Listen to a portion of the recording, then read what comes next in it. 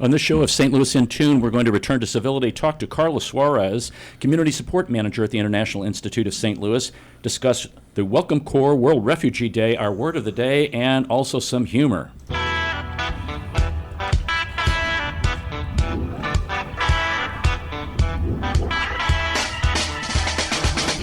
Greetings, listeners and listenerland. Welcome to St. Louis in Tune with Arnold Stricker and Mark Langston, where we size up current and historic events involving people, places, and things in areas such as the arts, crime, education, employment, faith, finance, food, government, health, history, housing, humor, justice, and sports. We originate from and connect the gateway city to what is happening regionally, nationally, and internationally. Mark Langston, how are you today, sir? I'm fine, Arnold Stricker. There you go. I'm doing fine. I'm just glad we're not getting all that smoke from Oh my gosh, from the Canadians. Horrible up there in New York area. Oh yeah, I saw a picture of, I don't know if it was a bridge, some bridge going over, and you could only see halfway across the bridge. It was horrible. Yeah, Absolutely horrible. I'm just glad we're here and not there. And now they're asking folks to wear a mask again. Right, N95s. Yes, that's right. And I'm sure there'll be pushback on that. I don't know. If you look out your window, it's like, I think I better wear one of those. I know. We're fortunate here, but yeah, it's something. Where does all that smoke go? Does anyone know? It goes out to sea. It's following the jet stream right now. And then what? Does it just stay in the upper atmosphere? It might go over across the pond to England. They were talking about, I guess, when it rains, it will actually settle some of it out. I wish it would rain in Canada where those fires are. I wish so too. That would be helpful. Okay. Yeah. Speaking of maps, if someone looks lost or they're staring at a map, ask if they need directions. This is our return to civility, because most likely they're a tourist or a visitor, or maybe they're a native and they just don't know where they're going. I just added that part. And there's no better way to let them know how friendly and civil your community is than by offering them directions to where they're trying to go. So if someone looks lost or they're staring at a map, ask if they need directions. Okay, I have a question. My wife says you always have questions. The question is, men never ask for directions. Is that true or false? I would say generally it's true. I don't mind asking for directions if I know, okay, I don't know where I'm at. I'm going to stop and figure it out. Especially Chicago. I've always been confused in Chicago. Really? Like, just tell me where the lake is, and I'm okay, because that's right. East.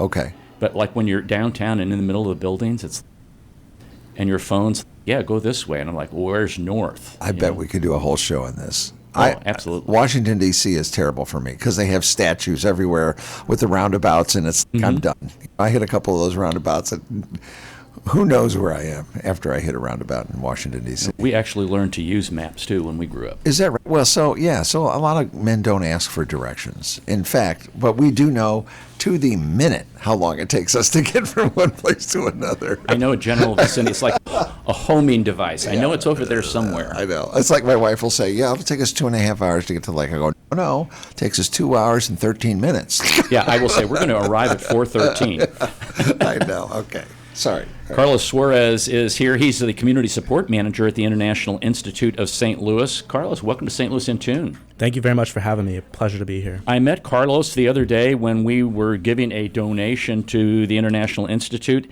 And before we get into what your job is as the Community Support Manager, tell us a little bit about yourself and how you came about working here at the Institute. Yeah.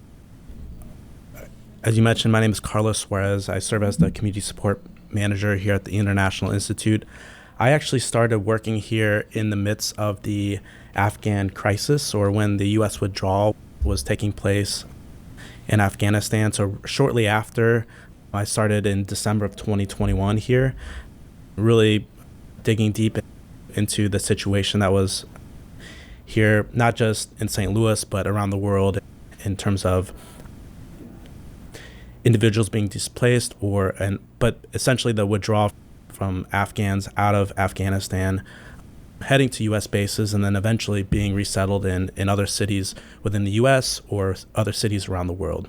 So what does a community support manager do? So I oversee partly logistics of when we're welcoming individuals to St. Louis community. what that entails is when we receive notice of a family coming, or a case, as we call it, we will first either find out if they have a local tie here and be in contact with them. But most of the time it entails finding housing. That's the most critical piece in terms of welcoming a family here, and housing, from housing to more support items for that, and setting up those houses with household items, beds, furniture, so that they can have a welcoming experience and start their life here in St. Louis, living in dignity, and get started as quickly as possible to self-sufficiency. So I oversee a lot of logistics when it comes to housing, some transportation, and a lot of in-kind support that goes to going into those houses. We rely a lot on community support for our household items when it comes to just everyday items that individuals need when they're utilizing, for whether it's cookware, laundry detergent, and things of that nature. And so those are things that we ask the community. It helps reduce the burden that families have when they come to St. Louis, and just help get them on a path to greater self-sufficiency. The other component that I work a lot with is also community partnerships. So we work with a number of strategic partnerships, including Welcome Neighbor STL, the Great Islamic Foundation of Greater St. Louis, Kindness Begins With Me, Christian Friends of New Americans. They work a lot with us side by side in providing support to the families that we're welcoming to St. Louis, providing supplemental assistance, really helping with the integration of families and individuals coming to St. Louis, navigating the system, getting plugged into community events, getting to meet other people, to just being a great resource and friendly neighbor to these individuals that now call St. Louis their home. I can't imagine if listeners were to go to another country and go with nothing other than what they had on their back, and expect to become part of that particular culture or that city or that neighborhood, how they would do that on their own. And you think about people coming from another country here who don't speak the language, who may just have the clothes on their back and may have come from a situation like Afghanistan, that to have these particular services in place and ready to go to help them establish themselves, it's a tremendous boost and a tremendous strength, because you're probably already really mentally and psychologically drained from the whole experience anyway. Is that your experience with these things? A lot of individuals, they're, being resettled as a refugee, like, they're going through a lot of traumatic experiences, and they're not coming here because they want to, they're coming here because they have to, essentially. And we offer, thanks to the U.S. government and the programs that we have in place, we're able to welcome these individuals with a number of resettlement agencies throughout the course of the U.S. But yes, our goal is to get them lined up for success as soon as possible after arrival. But at the same time, they're going through a lot of traumatic situations where it's a marathon, not a sprint, in terms of welcoming people to the region. The Afghan refugees who came, I think about your job when there's maybe one or two families that kind of, my words, trickle in, and now all of a sudden you have 200 or 300 families coming, and the burden that happened, when was that? About a year ago? Yeah, about September 2021, September 2021, yeah. So a year and a half. What resources did you have available at that time? And then there was a huge appeal for resources. There was a huge donation, and then there was a huge fall off. So expand on all those things, please. Yeah, so when we had this situation, nobody asked us whether we wanted to welcome so many individuals, right? So we just stepped up because that's what we believe in, and that's what we're called to do. And with us stepping up, we knew we needed support from the community, and we knew that the St. Louis community is so giving and supportive when it especially comes into these kind of situations and needs. So we made a call out to the community, and certain ways that individuals got involved or the community stepped up is, one, we had a donation drive where we were in need of a lot of items, especially household items, to go in and to welcome these families. Two is, when individuals are first here, they need food. So we asked for the community for grocery gift cards to go to Schnucks and Aldi, and so they can start to learn that experience and go through the American grocery shopping experience and get access to food and the appropriate amount of food. And two is a lot with transportation. We had because of kind of the large number of individuals coming in a very short period of time. Also, the large family sizes. On average, they were having like anywhere from 5 to 6 on average family members, and as high as a family of 13. All in the same family, immediate family. And then the housing situation, or where the housing market is at, right? So where the inventory and supply are, it made it really challenging, especially with having a lot of people coming in with that short period of time. We had a lot of community members step up, help drive when it comes to transportation, take individuals grocery shopping. We even wanted to go above and beyond and provide a lot of cultural items for families, such as non-Afghan bread. That's a big part of the daily diet and cultural diet for a lot of Afghans, as well as halal meat. For those that recognize are Islam or Muslim. So those are some big components. We had a tremendous outpouring of support.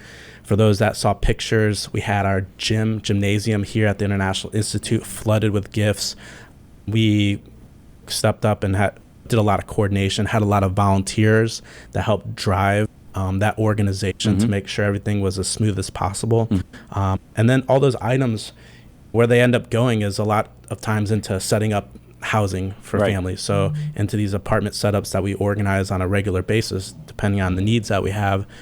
And then, we've essentially gone from a gym full of items that were 8, 10, 12 feet tall, stacked and organized, packed, into now we have a completely open gym. We have a donation room or storage area in our basement that's very organized, but we're also now in need of more items that can go to help support these families and reduce their burden.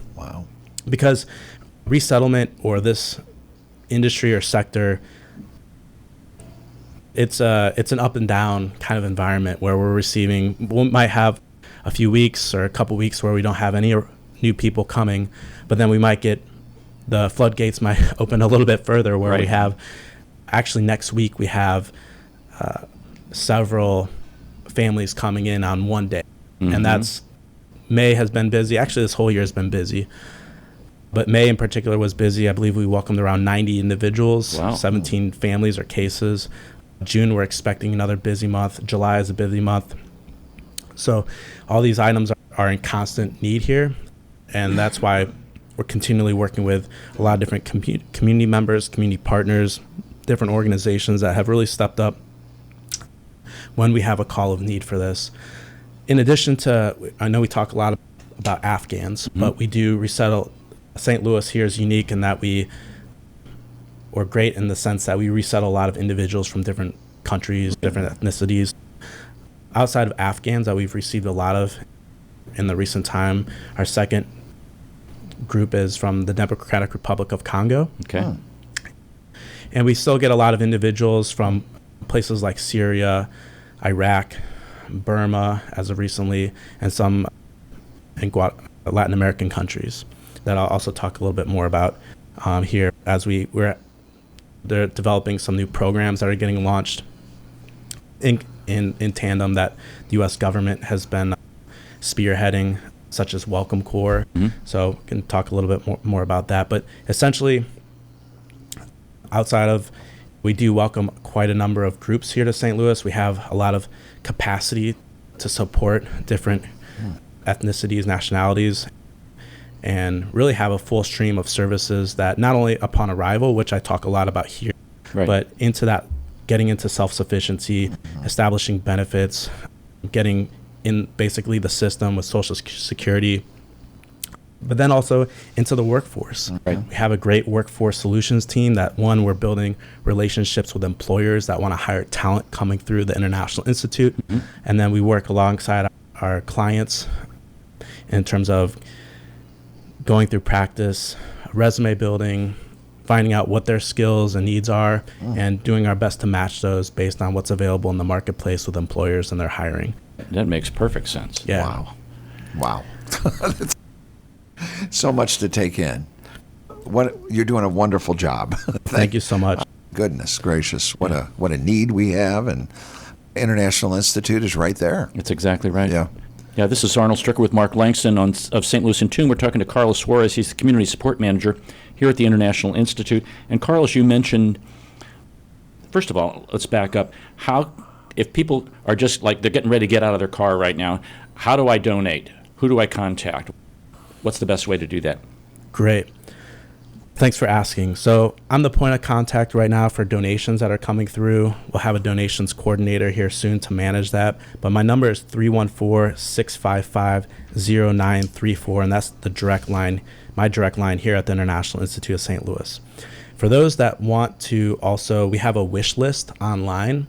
So individuals can go to our website at iistl.org/donate-items. What that'll take you to is a wish list that we have online, but it also take you to, we have wish lists established with Target and Walmart. So if somebody doesn't have an item or they don't have the time per se, they can order an item from those wish lists, and that can be delivered directly to the International Institute. Cool. We like to provide, just as you as an individual here in the U.S. want to have nice things and working things, we also want to have that same experience for those that we're welcoming to St. Louis. So we like to ask for new or very close to new items, or in very good condition items that we can utilize when serving our clients. And also it creates a very warm welcoming to individuals.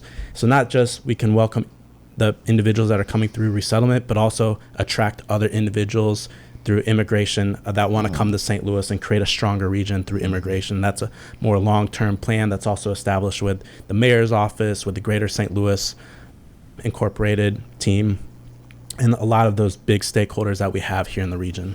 Now, some of those specific items, if you don't mind, like items that you need a lot of all the time, what would some of those things be? Yeah, so we're always looking for microwaves. Now we're in the summertime, box fans, rice cookers, laundry detergent is a big item, alarm clocks, cooking utensils, dinnerware sets, glassware, or cups and mugs. So those are a lot of the things that we are going through. Deodorant, pillows, twin sheets, or any sheets as well. But twin sheets and pillows are another big item that we're in need of right now. Wow. Mark, I think about when people donate things, a lot of times it's like, okay, we've worn that out, so let's donate that to whatever organization. And if you're on the receiving end of that, and maybe you don't have something like that's great. But when you're going through some of the things that people have gone through, and even in this country, when you get something that's new, there's other organizations that do the very same thing, where they say, we want new or almost new. Slightly used. Yeah, and we don't want the things that you're getting ready to throw away, because nobody wants those things. No. You don't want those, so otherwise you wouldn't be donating it.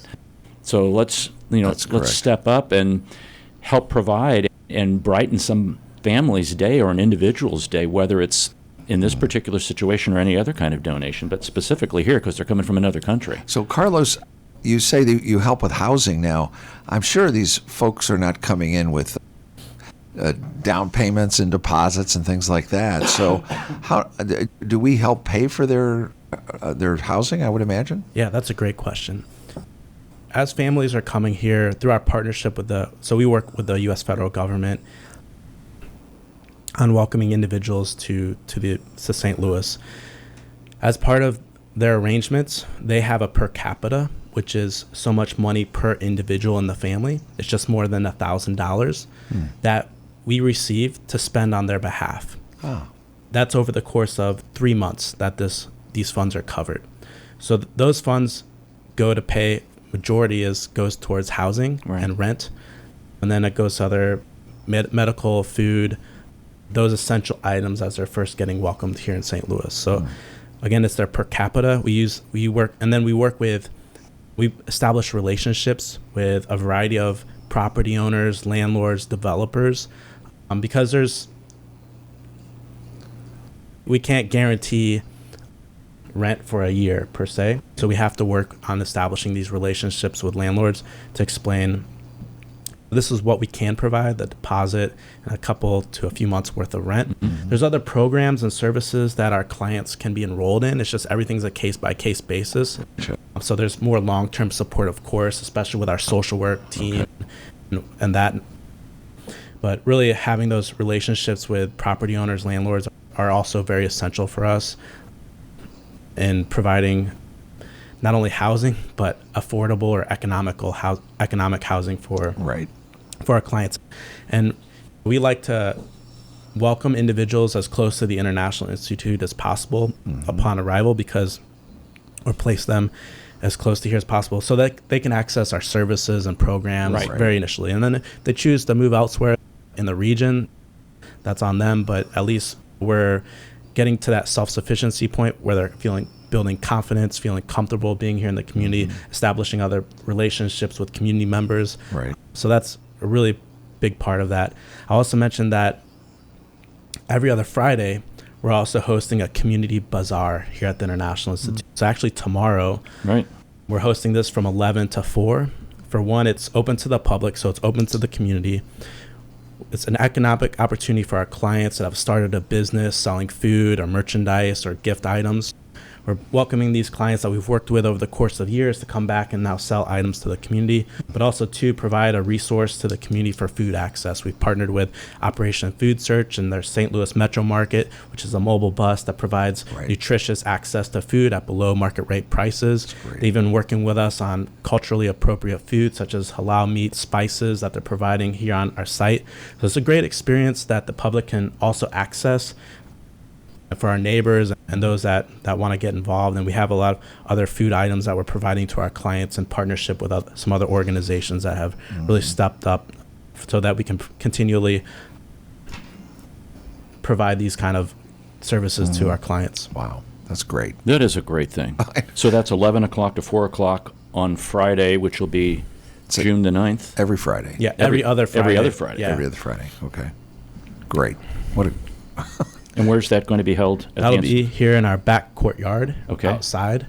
So in our inner courtyard, we'll have the bus here. We'll have vendors set up. They can buy lunch from the vendors and gifts. Just also a good way of building relationships here in the community and how we can share more about the work that we're doing here and just creating a great access point for services.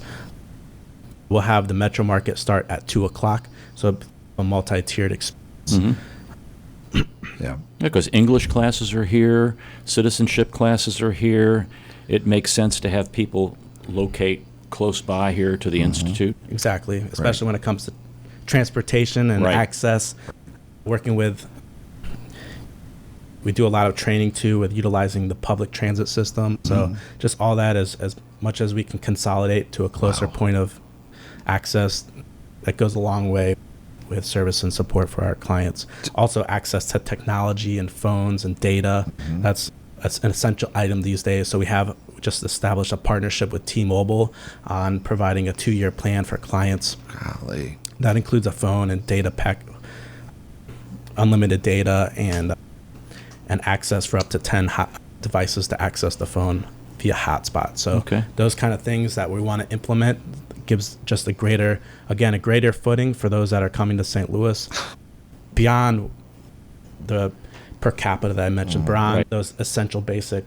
We want to go above and beyond so it creates a great experience and can really welcome people and get them to feel confident being here in St. Louis. So many moving parts. And bless you for the time and the energy. It's got to take a lot of energy, but thank you. I mean, who am I to say thank you? It's just amazing. How long do the clients stay with you? Do you stay with them for as long as it takes, or? Yeah, so usually clients will be with us anywhere from, like, core resettlement time period is 3 months. So that's the core resettlement, and that's defined by the U.S. government. So it's not something that we define, but essentially clients can operate or get access to services up to, I'll say, several years with being in St. Louis. And everything's just a case-by-case basis.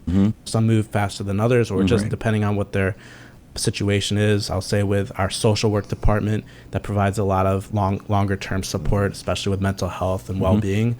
So creating those kind of opportunities for individuals and clients. And also in partnership with other organizations, such I mentioned earlier, like with our community partners, with the Islamic Foundation, and even the Congolese community. They've really stepped up in supporting arrivals as they're coming, or individuals and families, and getting, again, integrated into the community and building those relationships that will help for long-term success. Yeah, it just seems like 3 months is not enough. Yeah. Exactly. That's just amazing. Come on, you guys. Yeah. Congress, come on. Yeah. You give them a little bit better hand. Yeah, well, okay. won't Well, say that'll be a anything whole nother show, Yeah, I think. Exactly. Okay, all right. Now, we're going to have to take a quick break. If you can stick around for a few more minutes to talk about the June 14th Welcome Corps and a little bit about the World Refugee Day, that would be great. So we're going to take a break here. This is Arnold Stricker with Mark Langston of St. Louis in Tune. Don't go away.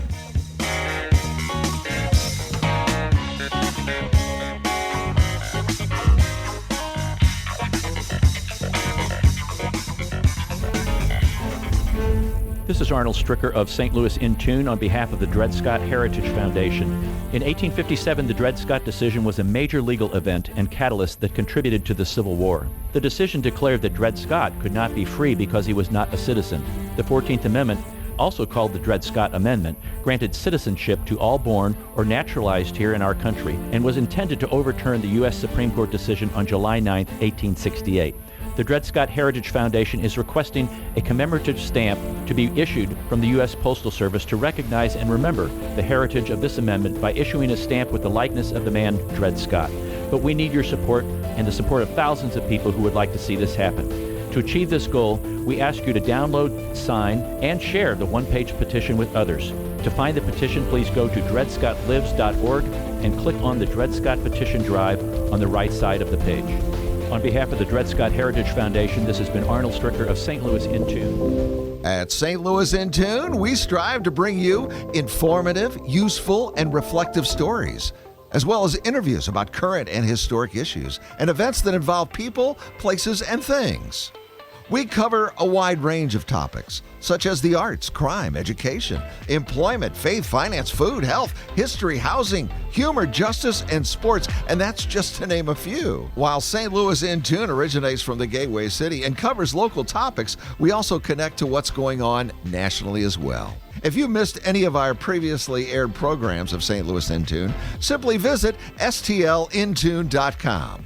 That's stlintune.com. There you'll find the show notes and everything that was mentioned in that episode and all the other great episodes as well. And if you've got an area that you'd like us to examine deeper, well, just let us know by dropping us a note at stlintune@gmail.com. That's stlintune@gmail.com. St. Louis in Tune. It's heard Monday through Friday on the USRadioNetwork.com.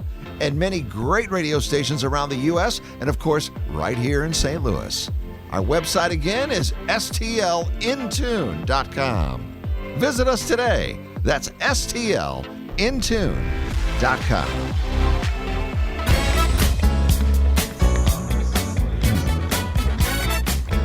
State organization Aurora.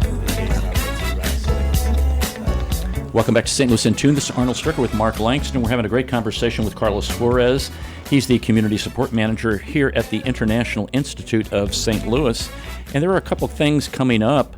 One is June the 14th from 5:30 to 7 o'clock here at the International Institute.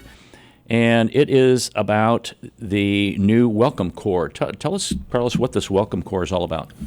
Yeah, thank you. So Welcome Corps is a new program that being set up by the government, or U.S. government, and it's a way of individuals and groups of individuals getting involved in resettlement and welcoming individuals to St. Louis and other places throughout the course of the U.S. The government, when the time of the situation happening in Ukraine, the government created a program for individuals to privately sponsor individuals from the Ukraine to come to the U.S. And so that was a good case to start building, or an example for launching Welcome Corps. Welcome Corps is essentially a way for groups to privately sponsor families or cases coming to the U.S. There's still a lot being worked out, but essentially this Wednesday, June 14th, we will host an information session here about Welcome Corps. And it's going to cover what services that are going to be expected for those groups to provide and what kind of support we'll have here from the International Institute.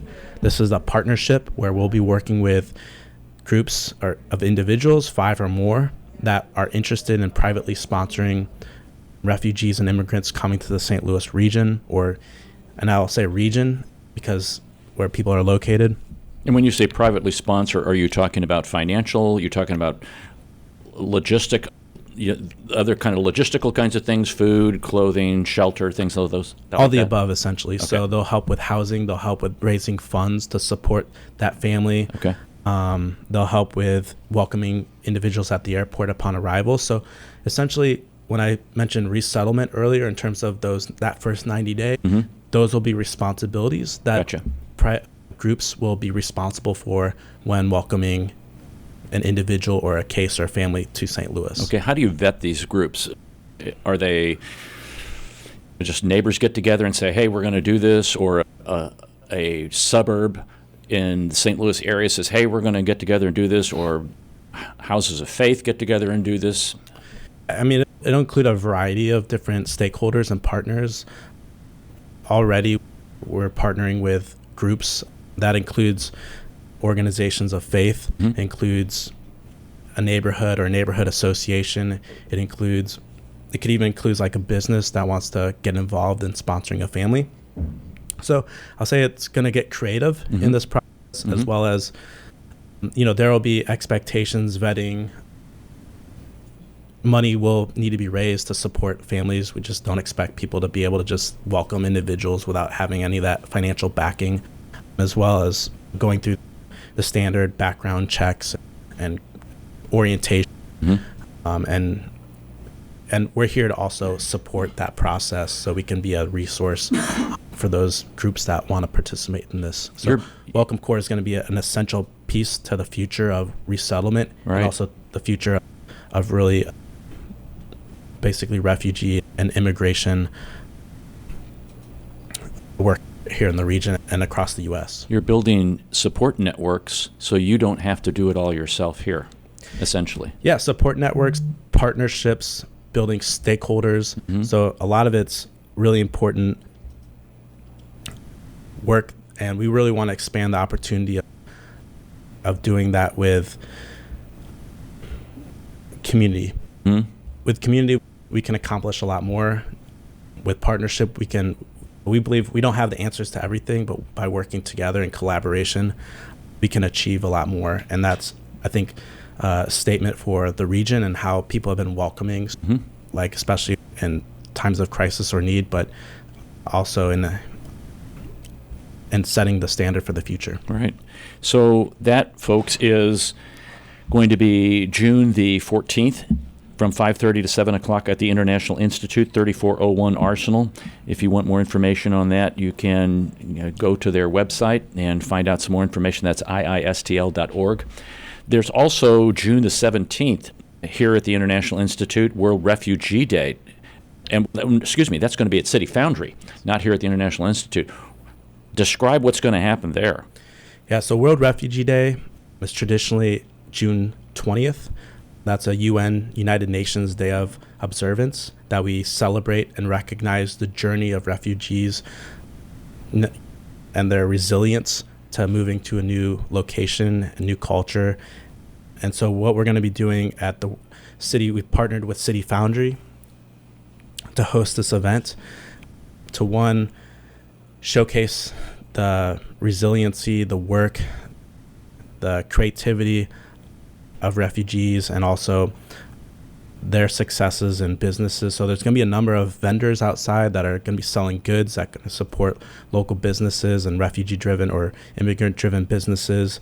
So it'll be a lot of cultural elements to it. And then there's going to be we're also partnering with the Alamo Draft House on filming screening a couple movies later in the evening to also highlight and share the journey of those as are coming over here as refugees.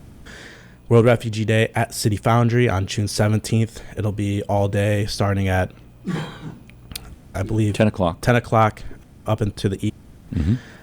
And also on June 20th, which is actual World Refugee Day, we'll be having a U.S. citizenship ceremony here at the International Institute. There you go. So we've got three things here. June 14th, that from 5:30 to 7:30, that is the Welcome Corps. June 17th, World Refugee Day from 10 o'clock to 8 o'clock at the Foundry. And then June 20th, that's a Tuesday. Is that what you were saying? Citizenship? Yes. Swearing in. And also on June 20th at T-Rex from 4 o'clock to 6 o'clock, there's going to be Embracing Newcomers, a panel discussion in honor of World Refugee Day. And there's free food and drinks for that, so you can RSVP. But check that out also on the International Institute's website. How often are we swearing folks in to how often does that happen? That's a good question, Mark. Yeah. Yeah, that's a great question. I don't know the frequency of that taking place, but I know it happens on a pretty regular basis. And there's a number of different partners and stakeholders that are involved in hosting citizenship ceremonies. I believe there was one recently at the St. Louis Cardinals and some other locations throughout the course of the city. I know they like to do those on July 4th also. Why not? Yeah, that'd be a great. Yeah, what a memorable seems like thing. a natural. Yeah, it does. Wow. Carlos, thanks very much for taking time to talk to us about this. We really appreciate it. Any final words you have to tell us? Yeah, I'll just mention coming up to, we're celebrating the Festival of Nations coming up in August 26th and 27th at Tower Grove Park. So for those that want to get involved, volunteer, vendor from food and gift items, we're really expanding the vision for the Festival of Nations and hope everyone can witness that. Last year we hosted the event with over 200,000 people in attendance. So we really this is a great way for us to highlight our vision and mission in the community of embracing multiculturalism. And I was also mention, so I was just in DC earlier this week for a leadership summit with the United Nations Association. I serve as the president of the United Nations Association here in St. Louis, and we were highlighting the worldwide refugee crisis. And right now we're at about just over 100 million refugees worldwide at this time. And it's the greatest number, or the largest number in history of humankind. And we're expecting it to grow to 117 million by the end of this year. So that's, that there's a huge need for this kind of work taking place, not just here in St. Louis, but around the U.S. and other countries that are welcoming individuals. And the U.S. plays a leadership role in welcoming and refugees. So I'll close by, this is where a lot of advocacy and work can come into play, highlighting, telling our representatives and community members the importance of the work that we're doing by restoring dignity and human rights and those that are fleeing conflict, natural disaster, and their lives, their fundamental human rights are at stake. It's really meaningful and important, impactful work, and really looking to collaborate and work with a number of partners and stakeholders here in the St. Louis community. And we want to thank everyone in advance for their support, not just with the crisis in 2021, but just ongoing and volunteerism and getting involved and being leaders in terms of volunteering with our work and really advocating and building awareness for what's going on here in the community. So thank you guys for having me on here and having us, and we hope to expand on this partnership together and absolutely continue to work. Thanks for taking time, Mark. When you think about that number of people and all the conflicts that are going on right, we were talking about off-air Ukraine and things going on right now in Serbia, and the constant things going on in Syria and spilling over to Lebanon, and it's just things happening in various countries in Africa and Sudan. It's overwhelming. But thanks to the work of the International Institute and individuals like Carlos and here work and do that. That just every day, it's a new day. Let's start. Let's get to work. I just can't say enough about what you're doing, Carlos, and what it means to humanity. I'm sure that the families appreciate it very much. Yeah. Thanks for coming in. We're going to take another break. This is Arnold Stricker with Mark Langston of St. Louis in Tune. Don't go away, because we have our word of the day and also some humor.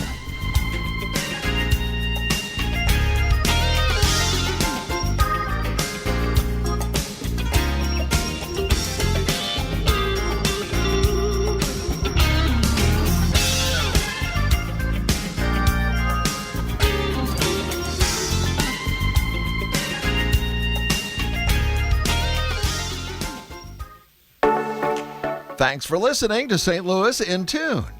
On each and every show, we strive to bring you informative, useful, and reflective stories and interviews about current and historic issues and events that involve people, places, and things. Hey, we cover a wide range of content in the arts, crime, education, employment, faith, finance, food, health, history, housing, and humor, justice, and sports, and that's just to name a few. While St. Louis in Tune originates from the Gateway City and covers local topics, we connect to what is going on nationally as well. If you missed any of our previously aired programs of St. Louis in Tune, simply visit stlintune.com. That's stlintune.com. There you'll find every show from our first to our most current. Use the search engine and look for a show that might interest you. And if you have an area that you'd like us to examine deeper, let us know. Just drop us a line at stlintune@gmail.com. That's stlintune@gmail.com. St. Louis in Tune, heard Monday through Friday on the usradionetwork.com and many great stations around the U.S. and, of course, right here in St. Louis. Our website again is stlintune.com. stlintune.com. This is Arnold Stricker of St. Louis in Tune on behalf of the Dred Scott Heritage Foundation. In 1857, the Dred Scott decision was a major legal event and catalyst that contributed to the Civil War. The decision declared that Dred Scott could not be free because he was not a citizen. The 14th Amendment, also called the Dred Scott Amendment, granted citizenship to all born or naturalized here in our country and was intended to overturn the U.S. Supreme Court decision on July 9, 1868. The Dred Scott Heritage Foundation is requesting a commemorative stamp to be issued from the U.S. Postal Service to recognize and remember the heritage of this amendment by issuing a stamp with the likeness of the man Dred Scott. But we need your support and the support of thousands of people who would like to see this happen. To achieve this goal, we ask you to download, sign, and share the one-page petition with others. To find the petition, please go to dredscottlives.org and click on the Dred Scott Petition Drive on the right side of the page. On behalf of the Dred Scott Heritage Foundation, this has been Arnold Stricker of St. Louis in Tune. Wow.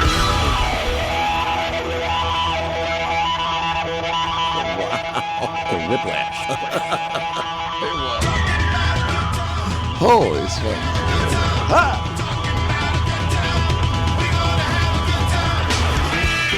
Welcome back to St. Louis in Tune. This is Arnold Stricker with Mark Langston. Want to give you those dates again, folks. June the 14th from 5:30 to 7 o'clock at the International Institute of St. Louis will be the Welcome Corps meeting. June 17th, World Refugee Day, 10 o'clock to 8 p.m. at the Foundry, City Foundry in St. Louis. And then Tuesday, June 20th, there's going to be a citizenship swearing-in ceremony. Also, June 20th, at the T-Rex building on 911 Washington Avenue, there will be a panel discussion in honor of World Refugee Day. There will be some free food and drinks provided. You must RSVP for that. So you can all check out every one of those things on the website of the International Institute, iistl.org. And if you've never been to the City Foundry, I have not, this would be a great opportunity to go down and give you a reason to go. Sounds like it's a great place. And Carlos, thank you again for what he does.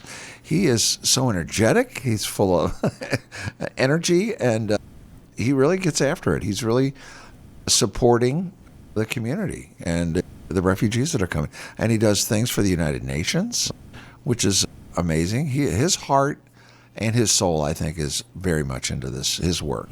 When you think about all of the specific individual pieces, and we just go through life and we're raised with certain things and you're taught things along the way. When you're coming to another culture, another country, it's... Arnold, when you say that pieces, it fits perfectly, because while he was talking, I was thinking about all these little things that make the big difference in our day-to-day lives. Right. And he's just like rattling them all off about partners that he's established, people that are helping, and just coordinating and all of that. It's almost like the International Institute of St. Louis is like the gatekeeper. Mm-hmm. It's like we get it all in and then we push it all out. Mm-hmm. And good for them. They go out, they share the work, and they're actually going out trying to find people to help. They just want to help. And it's so hard to find genuine people that do that. What does weigh on my heart is that the government only gives these folks 3 months, 90 days. Quick turnaround. And you talked about the emotional stress it takes just to make the trip to America. And now once you hit the shore, you got to find your way to St. Louis. And then, it's a whirlwind. Now we're going to throw you in an apartment, which is great. We're going to help you get all established and now go get a job. And you may not speak the language. Right. Yeah, that's the part for me is hard is 3 months you've got to start getting on your feet.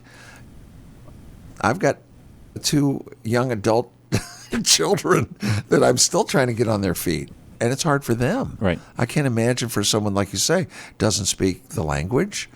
So the work that they do is amazing. And I am going to talk to my council person and my senator and say, come on. I hope it doesn't go on deaf ears. It usually does. Well, and Mark, when you think about what are the things we talked about today, or all of the things we talked about today, and you hear about all this immigrant crisis going on. You mainly hear like the border and all this other kinds of stuff. When you see what people are dealing with and why would they want to come here, and now we are short on jobs. We don't have enough people for the jobs. And people don't want to work the jobs that are there. Yeah. It compounds things. We've been a nation of immigrants. We've always welcomed. That's what we were built on. That's correct. You know that. It's hello. Yeah, that's what we are. Also, want to mention the Festival of Nations date that he mentioned, August the 26th and 27th at Tower Grove Park. We're going to be there again. We were there last year. We were there last year. I had a little tent. We had a prize wheel. We let folks record little things for the radio. We did some spots from there. We ate some of the food. Danced. Very good. You were dancing, I know. I danced around, yes. You were doing some of the dances to some of the music. Right. Yeah, not bands, music. I don't know what they were, but it was cultural. It was. And it was fun. And folks come out just to see Arnold dance. It's something to watch. I want to get Amy, your wife, to come and dance with you. We dance all the time when we can. Do the dip and things like that. And we weren't swayed by a blandishment. Oh, no. This is our word of the day. I'm segueing. Okay, we weren't swayed by a blandishment, which is something said or done in order to coax or persuade an individual or group to do something. So Mark didn't have a blandishment. Yeah, words usually used in a plural form, blandishments. So here's a sentence. It's important that the mayor not be swayed by bribes and blandishments. Decisions must be made for the overall good of the city. No treat, soft word, or other blandishment could get the mule to move when it decided it would rather stay put. So Mark's blandishment of me to dance was not a factor in me getting up and moving. Wow, that's that's nice, right?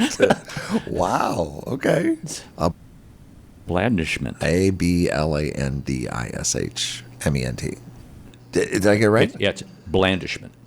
Oh, it's blandishment. Blandishment. Not a blandishment. It's blandishment. Okay. Well, that's great. I love. There you are. How do you? No matter where you go, there you are. I think that's great. A blandishment. Yeah, right. Okay. All right. So, let's. You have any days? I call this Mark's Days of the Day. I do have a couple of few days. Let's see. Let's see. National Donald Duck Day. There was a couple kids in school that could actually talk like him. Really? Yes. I think I can't remember who they were. But I think it's hard to talk like Donald Duck. A National No Apologies Period Day. Oh, that's dangerous. Is it? You think so? That's dangerous, especially when people are driving. I rode my bike here and got cut off a couple times. Did you? Yes. I was like, what are you thinking? I know. Why aren't Did they you see me? One guy said, I didn't see you. I said, I've got a big yellow bicycle and a white shirt on. How can you miss me? Yeah, no, they didn't miss you. Yeah. They didn't care. A National Meal Prep Day. Do you ever prep your meals? Have them all ready to go? What do you mean by that? Have them... Organize your kitchen. Treat yourself to your favorite recipes. And get it all ready to go. So when you go home today, you'll have dinner all prepped and ready to go. I like to do that when we're having company over and I'm getting ready to cook. I like to have everything, whether it's onions diced or whatever, it's all sitting there. I like That's Yeah, nice to be able to do it like that. It'd be fun to be invited over to be when you have. Well, you've been over. I'd like to be company. I like being company. Yeah, I have. Okay, a couple more. National Iced Tea Day. Are you an iced tea drinker? I've not had a lot of iced tea. Really? No. Yeah. Hot tea. They love it over in England. I'll drink that when I've got sore throat coming on, that kind of stuff. You put. Honey and lemon in it. Do you? Okay, I love putting honey in my tea. I can't do it without honey in my tea. A National Rosé Day. I don't know if you're, you're a wine nice drinker, stuff. aren't That's you? very good stuff. I'm not a big rosé. Sparkling rosé is really good. How about Dolly Day? Bring out your dolls and reminisce about the good old days. It's scary to me. Old dolls. I'm silent on that. All right, old dolls are kind of. Oh, this is my favorite. I almost went into a National Egg Roll Day. You like egg rolls? Oh, I love egg rolls. Do you? Yeah. This is, you should join as we unwrap the layers surrounding the origins of the delicious egg roll. Isn't that yummy? It just sounds delicious. I don't to like me. them fried real hard, so the outside's really hard. Let's see. World Gin Day. Gin? Gin and tonic. You like gin? No, not a fan. Yeah, I'm not. Never was a hard liquor kind of drinking kind of person. And then coming up this weekend, National Corn on the Cob Day. Do you like corn on the cob? I love corn on the cob. I love it on the grill. That's my favorite too. And then you can actually take it off the cob and put it with some onions or some tomatoes, really chopped up diced tomatoes, and make a nice little recipe there. Throw in a couple herbs. And the Cooking with Arnold show. Yeah. So do you, when you cook it on the grill, because I'm trying to master it, Okay. do you wrap it in, I call it tin foil, but I think they call it aluminum foil now. Just like I used to call it an ice box, but it's really a refrigerator. So do you wrap it in? I don't. You just put it right on the grill? A couple different ways to do it. You can husk it, and then I rub olive oil all over it into the grooves of the corn, and then salt and pepper, and then you just olive oil. Then you're using you're cooking it high, so not on high temperature, but you're high above the heat, and you just rotate it a lot. The other way to cook it I've seen is you pull the green husk off, and then you pull the silks off. You take the silks off, and then put the husk back on it.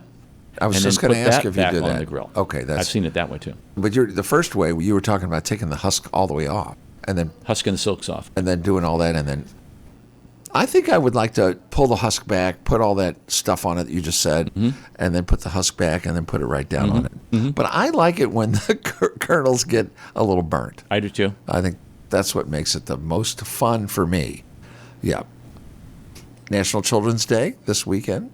Remember our children. They are our future. I believe that children are our future. I do too. There could be a song about it. That could be. No, National. It's often used on a resume for educators. I bet it is. National Making Life Beautiful Day. Everything is beautiful. Yep. Let's see. Here's the last one here, just for now. A National Say Hi Day. Say hi? Say hi. Howdy. Strangers can be the best friends with just saying hello. And can I just say that I just want to opine a moment. Pine away. I don't know if is that one of your words of the day, opine? Yeah.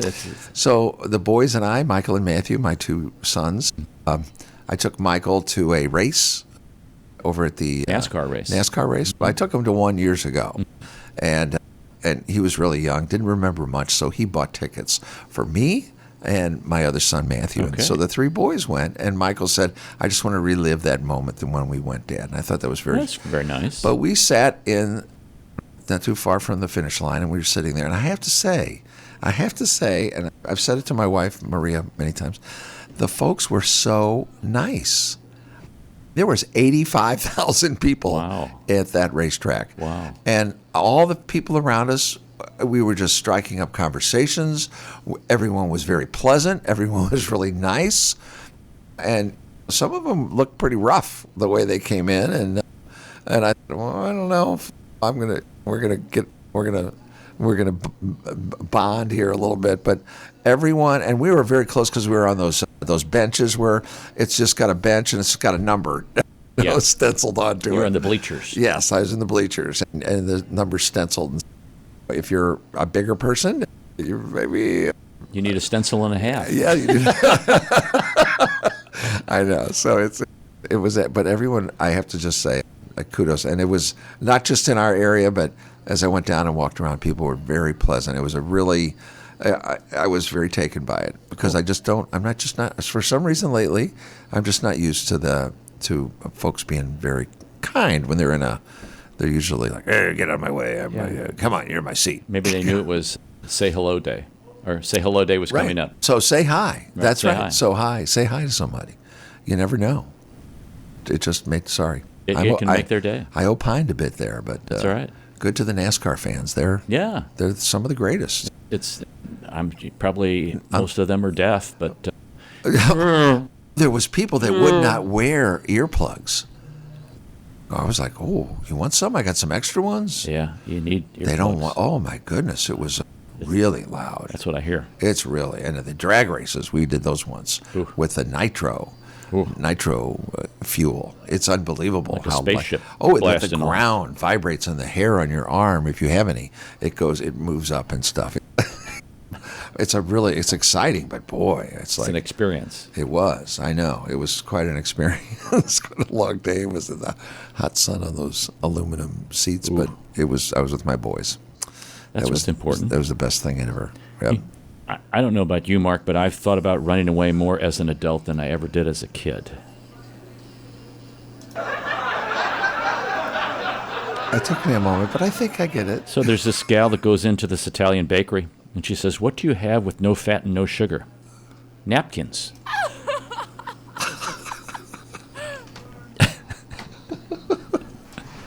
That's true. That's very true. What do we learn from cows, buffaloes, and elephants? I don't know. It's impossible to reduce weight by eating green grass and salads and walking. I agree with the baby. I have transferred a lot of my funnies. Here's another one. English is the only language where you drive in parkways and park in driveways. It's also the only language where you recite in a play and play in a recital. The word Q, Q-U-E, is just a Q followed by 4 silent letters. Jail and prison are synonyms, but jailer and prisoner are antonyms. Get their baby out of here. Somebody take care of it. When you transport something by car, it's called a shipment, but when you transport something by ship, it's called cargo. Folks, that's all for this hour. That's enough. Thanks for joining us. Don't forget, when the Martians invade, there's only one race, the human race, and every one of us have different characteristics and is uniquely valuable. St. Louis in Tune is a production of Motif Media Group and the U.S. Radio Network. For St. Louis in Tune, co-host Mark Langston, I'm Arnold Stricker. Remember to walk worthy and let your light shine.